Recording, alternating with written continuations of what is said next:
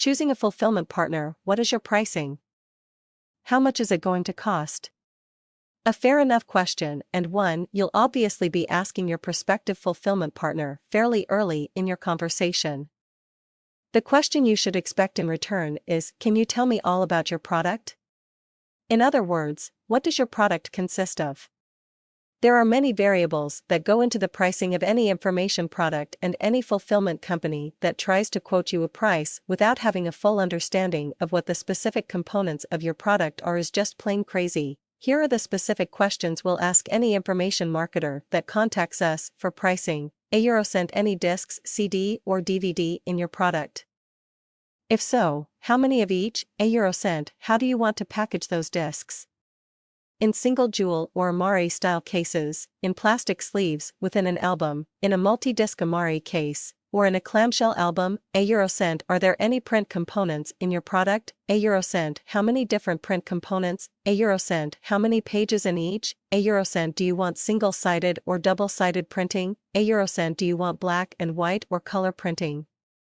€cent, are there any tabs or section dividers to be inserted? €cent, what type of binding method do you want? €cent, any other extra components such as a bonus disc, getting started guide, sales flyers for other products, etc.? As you can see, there are several variables that go into the determination of the price of your product. You'll find some websites that offer a price list for simple products such as a single CD in a jewel case or a DVD in a DVD-style case, but if your product contains multiple items, it's not feasible to determine a price until the product specifications are known. Another variable that can go into determining your per-unit price is the quantity being produced.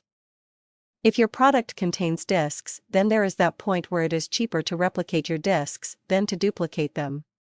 That point is usually at the 1,000 unit level. If you're doing lower volume runs of a product, then your fulfillment vendor may offer quantity discounts. Typically, if you're doing a small run of anywhere from 10 to 100 units, you're not going to see incrementally lower prices. When you get into the level of several hundred units, then you should see some discounts becoming available. Obviously, check with any prospective vendor to find out where the quantity breaks lie with them. Be sure you're aware of all charges up front and make sure there aren't any extra charges being hidden in the fine print.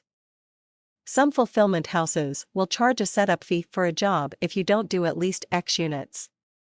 And X can vary from company to company. Secondly, some may hit you with extra charges every month if you're not moving a certain level of products out of their facility. If you're moving hundreds of products per month, this won't be an issue. But let's say you only shipped 10 units last month of one of your products. Be sure you're not going to be hit with an extra charge for slow-moving inventory, or some type of storage charge, regardless of how much product you move. Any extra charges that come into play must be factored into your per-unit cost. Pricing is definitely an important part of choosing a fulfillment company, but it shouldn't be the only factor you're evaluating. If you're just shopping for the lowest price, you're ignoring all the other critical elements discussed in this book that you should consider: service, turnaround times, quality, etc. You really want a fulfillment partner who is there to lend guidance to you. If you simply want the cheapest price, it's out there.